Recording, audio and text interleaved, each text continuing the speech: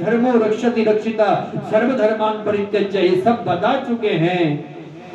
पर समझ वो ही सकता है जिसने जीवन में भक्ति का सार जाना हो।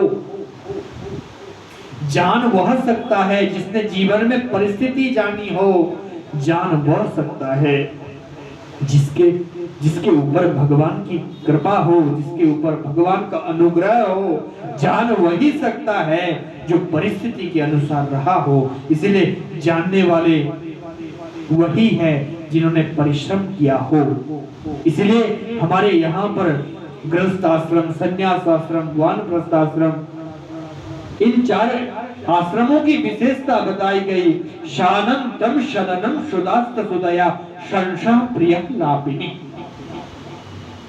केवल उस गृहस्थी के घर में प्रियवादिनी, केवल प्रिय बोलने वाली ही पत्नी हो।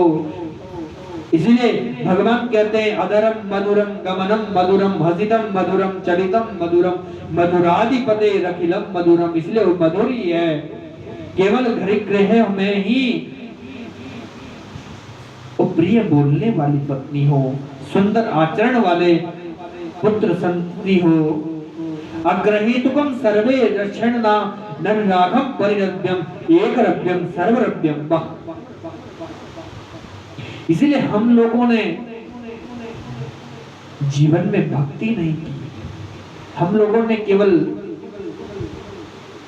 जीवन सफल उसका ही होगा जिसने परिस्थितियों का सामना किया होगा, जीवन में जिसके संघर्ष आए होंगे, जीवन में जिसके सात्विकता उसके जीवन में आएगी, जो निरंतर ईश्वर के भजन में ही रहेगा। इसलिए कर्तुम अकर्तुम अन्यथा कर्तुम समर्थ। वो ईश्वर कौन है? जो समर्थवान है, जो हर किसी कार्य को कर सकते हैं।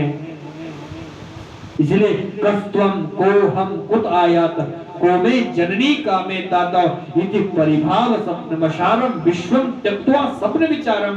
वो विचार मात्र से सृष्टि की उत्पत्ति होती है। ईश्वर की जब उनके विचार आते हैं तो सृष्टि का सृजन होता है। इसलिए उस समय सृष्टि विचार मात्र से होती थी और आज सृष्टि का नियम कुछ और है। इसलिए परमात्मा का जो नियम है वो अलग है।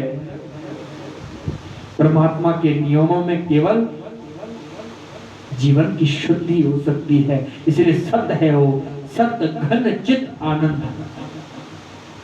इसलिए सत्यात्मक है वो ज्ञानात्मक है वो, चिदात्मक है वो, आनंदात्मक है वो। इसलिए आनंद के रूप में जानना हो तो आनंदात्मक है, विद्यात्मक है, रसात्मक है, विद्या ऐशात्मक है। ईशाम विप्रश्च भावेनम सर्वभावेन भारत।